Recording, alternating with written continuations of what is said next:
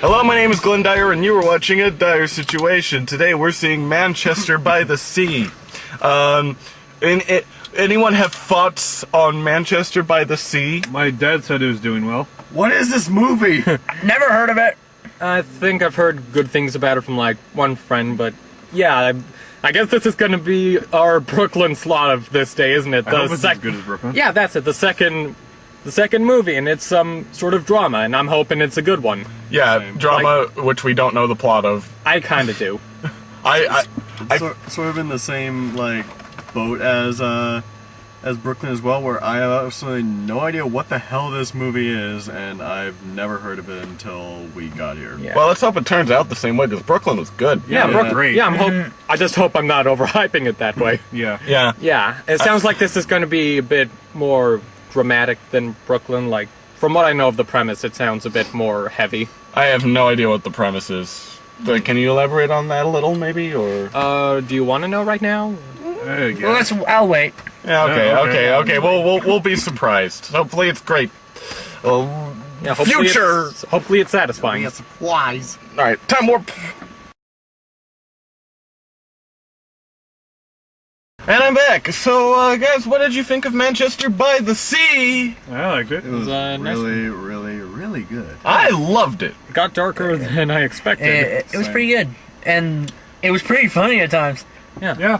It was an interesting mix of drama and comedy where appropriate, and it was really I'd well say it was more integrated. drama than comedy, but Oh, but definitely. it had its comedic moments, certainly. Yeah, it's very much like kind of slice of life-ish in that way, Yeah, but like the slice dialogue- of very depressing life. But Yeah, very depressing. But I mean, not too depressing.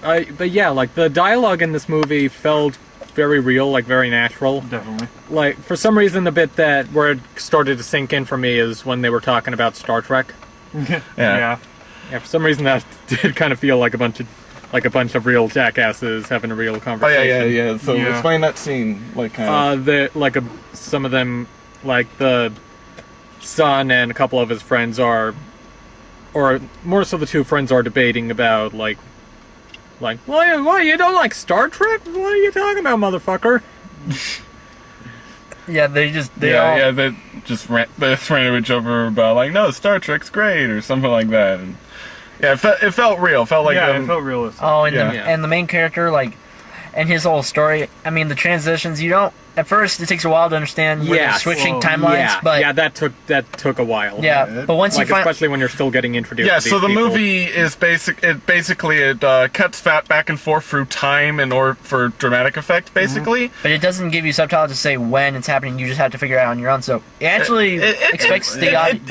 And once you figure it out, it kind of enhances it. Yeah, especially it's- the scene where it really keeps cutting back and forth. yeah. Especially dark part. It's kind of a big risk, honestly, but I think it paid off. Yeah, I don't think it. I I don't think it would have worked if they told it in a linear format. No. It expects the Not audience really to as well. actually use their head a little and understand where it's going, and it's pretty cool. It made it feel better. Yeah, for me, the biggest instance of this is when he's being confronted with responsibility and stuff, and we don't know much about him. We don't know much why this would be really tough for him, but at this point, it starts flashing back to back before he became a really messed up guy, and we see what caused that. And the really great thing about that is that it happens so close together that it seems like it happened just now. Yeah. And in his mind, it did. So it really works on that level. So it's like, we think it happened just now too, in a way.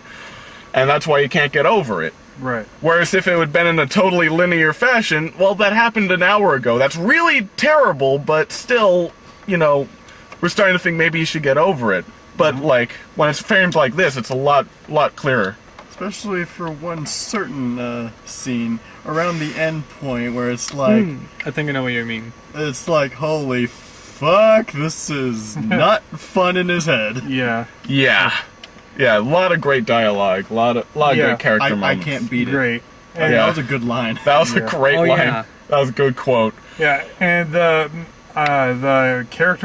main character himself Even though he is like really subdued, you see a whole lot of character coming through him. Oh yeah, he's basically like a more dramatic version of Charlie from It's Always Sunny. Oh yeah, I was thinking 2.5 minutes. Oh no, It's Always Sunny. Like he's a janitor. He deals in filth and stuff, but it has more of a backstory to it. It's like I thought you were going to say the Wait, galleys. Charlie from Sunny in Philadelphia? Yeah. Yeah. Charlie's crazy. Well, yeah. that's But what like I said, weird. a more dramatic version, not played for laughs.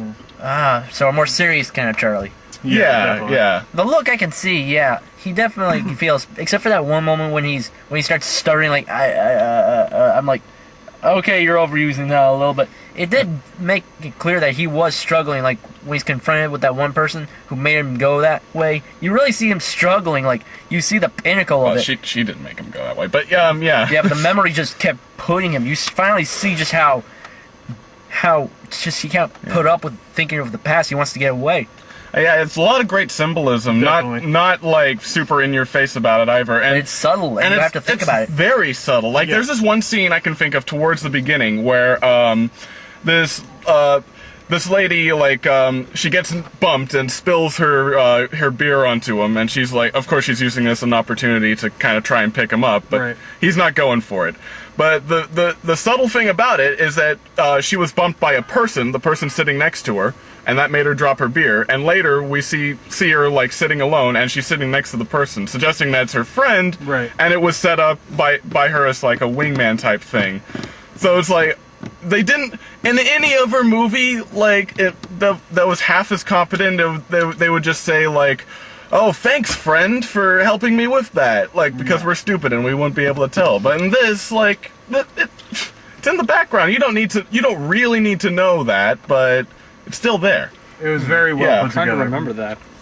I don't know, it stood out to I me. remember it. I just didn't actually like notice that. Yeah, Yeah. it's in the background. You don't Definitely. need to, Exactly. but it's there. But it's like that little cool thing. Yeah, definitely. There's a few moments like that. I Yeah. just thought I'd point out that one in particular. You could probably do a whole diagram and diagnosis of this Yeah, thing. you can It'd like dissect it. Yeah, it'd be. This is a, So that lady was really Matthew Broderick in that one scene. oh my god! Oh, yeah. I almost forgot about that. Dylan's a freaking psychic. Dylan, like, when we were talking before, we were talking about, like, some stupid Oscar stuff that might happen, and Dylan said, oh, yeah, probably Matthew Broderick's gonna get nominated for an Oscar.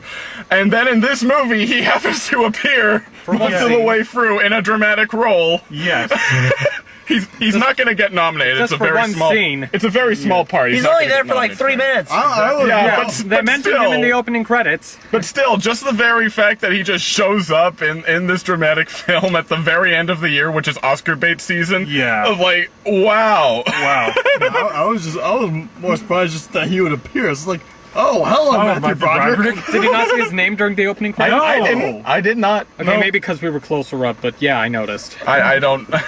I didn't at all. But that was a good surprise. Yeah, so otherwise that's just, like, the movie definitely does feel like it goes on for a while, but it's not too annoying in that way. Oh, That sounds. Well, maybe not annoying is not the right word, but I don't know. I was okay with the length. yeah, that's what I mean. Like, Personally. it goes on for a while, but for me at least, I didn't mind as much. I have two minor complaints about the movie, and that's just its runtime, which near the end it started feeling a little.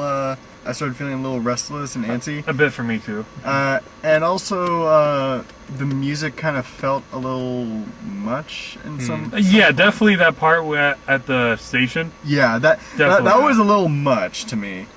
It is a good moment, but it could have gone off a bit there. I just didn't think it required as much music there. Right. But again, that's just us. We're weird. Yeah, again, minor complaint. Yeah. I don't know. I didn't mind that stuff too much. I do think I lean a little more towards Brooklyn, even though even despite that movie's clunky third quarter, but something about that maybe appealed to me more, my personal styles. Eh, But this was a fine one too. this was pretty good. This had it. Yeah. Good movie. You recommend it? You guys recommend it? Hell yeah! Yeah. Mm-hmm. Recommendation from us. Good movie. We like it. So yeah. So until next time, I'm Glenn Dyer, and you've been watching a Dyer-Situation.